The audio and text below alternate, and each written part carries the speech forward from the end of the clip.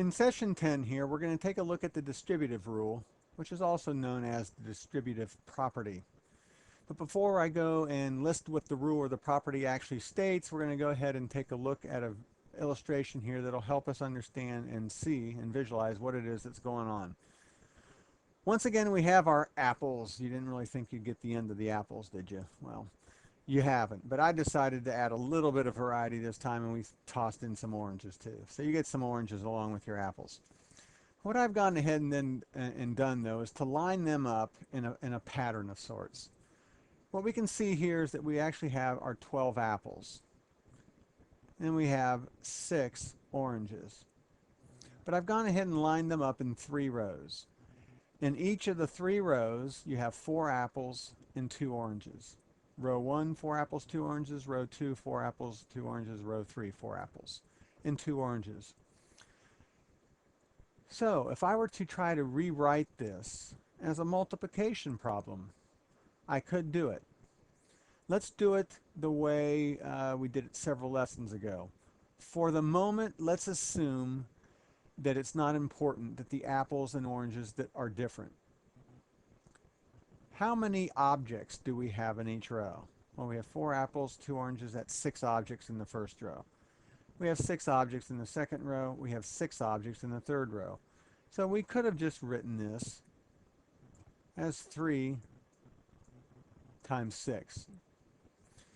However, what if it was important to us, though, to maintain the fact, and I'm going to go ahead and erase this as we speak here. What if it's important to remain the fact that the oranges and apples are separate from each other? How would we then rewrite or write the multiplication problem for this? Well, remember now, we have 3 rows, and remember our row here is of 3 and our number across is 6. We have a 3 by 6 rectangle, but our rectangle here actually has oranges and apples mixed in. So let's go ahead and break this apart. We do in fact have 3 rows. But inside each of those rows are 4 apples and 2 oranges. So what I've done now is I've put a parentheses around the 4 plus the 2, because the 4 plus the 2 represents 1 row. So my parentheses here now represents 1 row. I have 4 plus 2 objects in each row, and the 3 represents the number of rows I have. Length times width. Remember your rectangle? This number here is 3, this number across is 6. Well, is 4 plus 2 the same thing as 6? Well, of course it is. So we haven't changed anything here by writing 4 plus 2 in parentheses instead of writing a 6. But since the 4 represents the apples and the 2 represents the oranges, what I'd like to go ahead and do is to figure out how many apples I have and how many oranges I have without counting them, but by using multiplication. Well, we have what's called a distributive rule. And the distributive rule says that when you have a number here that's being multiplied by 2 numbers that are being added together with inside the parentheses, you could do what's inside the parentheses first, but you'll get the same answer as if you took the number that's being multiplied and multiply it by each of its parts separately. So what do I mean? Well, what's inside the parentheses here first? The first number's a 4. So what we could actually do here is go 3 times the 4 first. Well, 3 times 4 is 12. Then we have a plus sign, so I write a plus sign over here. The next part we have now is a 2. So now we take the 3 times the 2, and we get a 6.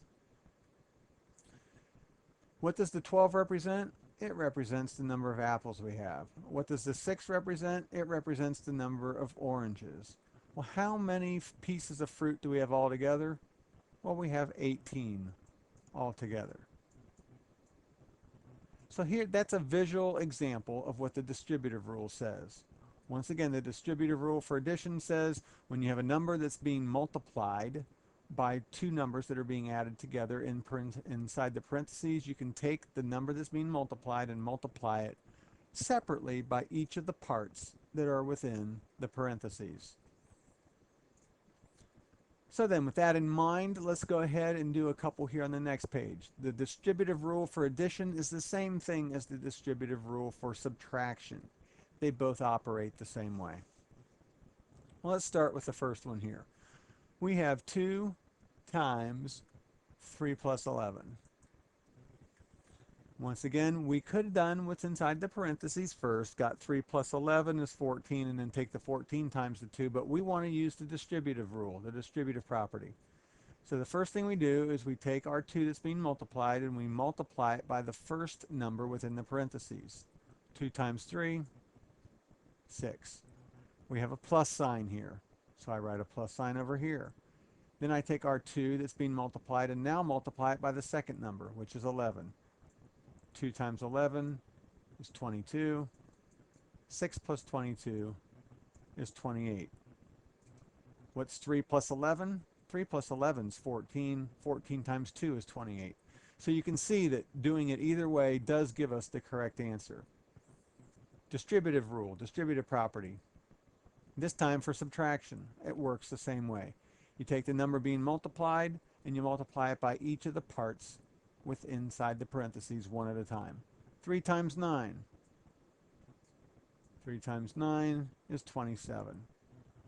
Minus sign here, minus sign over here. 3 times the second number, which is 2. 3 times 2 is 6. 27 minus 6 is 21. What if we had done what was inside the parentheses first? What's 9 minus 2? It's 7. 7 times 3 is 21, and it's the same 21 that we calculated over there. Okay, now we're going to introduce a variable.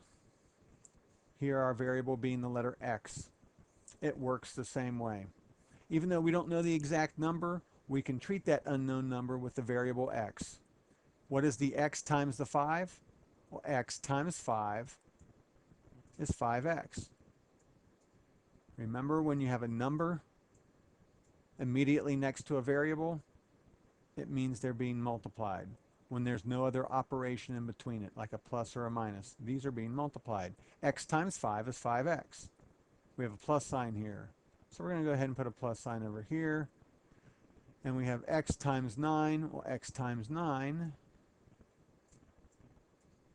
is 9x. Well, what's 5x plus 9x? Well, 5x plus 9x is 14x. What if we gone back here and done what was inside the parentheses first? What's 5 plus 9? 14. What's 14 times x? 14x. And that's what we got over here. Okay, the last example. X times parentheses x minus 2.